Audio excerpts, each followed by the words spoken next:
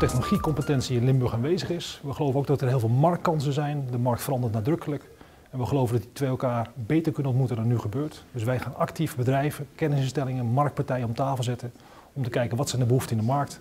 Hoe kunnen we die met Limburgse marktbedrijven en hun competenties versneld tot producten en nieuwe diensten brengen. Deze industrietak voegt nog echt wat toe. Ze maken echt producten, ze maken de economie echt beter. We hebben veel succesvolle bedrijven, alleen vaak weten de bedrijven dat niet van zichzelf of van elkaar.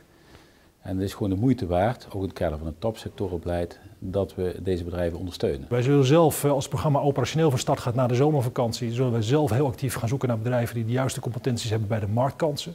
Daarnaast staat elk bedrijf vrij om zich te melden bij LIOF of bij Zintens en te kijken of zij kunnen aansluiten in de programma's. Een succesvol bedrijf sterker maken, ja, dat is vaak voor de gemiddelde MKB'er is het gewoon heel moeilijk. Want er zijn heel veel zaken waar die energie in moet steken en een dag heeft maar 24 uur.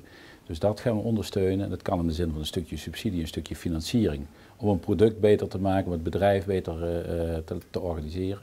Maar wat ik ook belangrijk vind is gewoon dat we gaan kijken hoe kunnen we de verschillende bedrijven beter laten samenwerken onder elkaar, maar ook bijvoorbeeld met onze onderwijsinstellingen. Ik denk dat Limburg terecht zich inzet op een aantal sterke sectoren, een aantal campussen als sublimatiepunt van die sectoren. Denk aan de Helft Campus, denk aan de Gemmelot Campus, denk aan de Greenport Campus.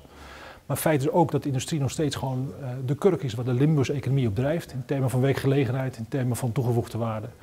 En wij vinden om die reden dat de maakindustrie ook support verdient, plus dat de maakindustrie juist in de snelle ontwikkeling van de campussen Venlo, Gemmelot, Helft Campus een toegevoegde waarde kan leveren. Bedrijven die we tot nu toe hebben gedetecteerd, zijn er toch zo'n 800. Er zitten er een heleboel bij die hebben gewoon een concrete vraag. Dus dat is heel belangrijk, er moet behoefte aan zijn.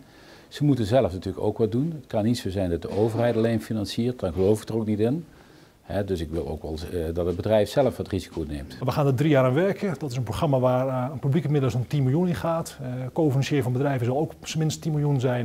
En dan zit je al snel rond 2000 arbeidsjaren aan nieuwe werkgelegenheid die je daarmee kunt creëren.